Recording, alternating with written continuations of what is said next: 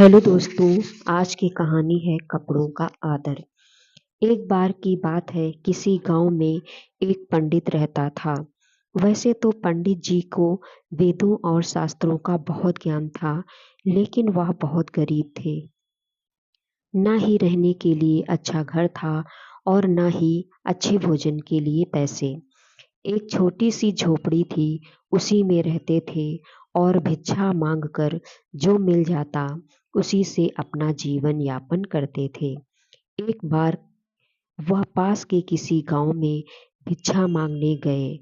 उस समय उनके कपड़े बहुत गंदे थे और काफी जगह से फट भी गए थे। जब उन्होंने एक घर का दरवाजा खटखटाया तो सामने से एक व्यक्ति बाहर आया। उसने जब पंडित को फटे चीथड़े कपड़ों में देखा तो उसका मन घृणा से भर गया और उसने पंडित को धक्के मारकर घर से निकाल दिया। बोला, पता नहीं कहाँ से गंदा पागल चला आया है। पंडित दुखी मन से वापस चला आया। जब अपने घर वापस लौट रहा था तो किसी अमीर आदमी की नज़र पंडित के फटे कपड़ों पर पड़ी तो उसने दया दिखाई और पंडित को पहनने के लिए नए कपड़े दे दिए। अगले दिन पंडित फिर से उसी गांव में उसी व्यक्ति के पास भिक्षा मांगने गया। व्यक्ति ने नए कपड़ों में पंडित को देखा और हाथ जोड़कर पंडित को अंदर बुलाया और बड़े आदर के साथ थाली में बहुत सारे व्यंजन खाने को दिए।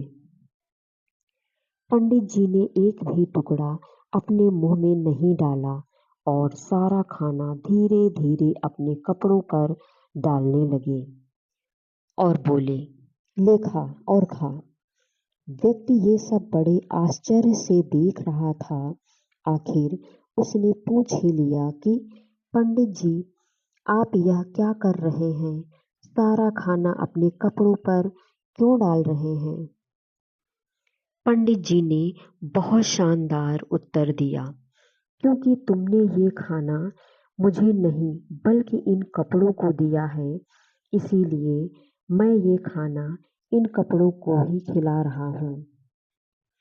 कल जब मैं गंदे कपड़ों में तुम्हारे घर आया तो तुमने धक्के मारकर घर से निकाल दिया और आज तुमने मुझे साफ और नए कपड़ों में देखकर अच्छा खाना पेश किया।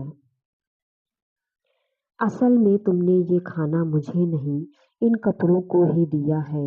वह व्यक्ति यह सुनकर बहुत दुखी हुआ। मित्रों, किसी व्यक्ति की महानता उसके चरित्र और ज्ञान पर निर्भर करती है, पहनावे पर नहीं।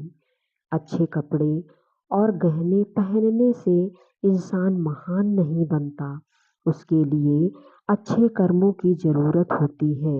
यही इस कहानी की प्रेरणा है।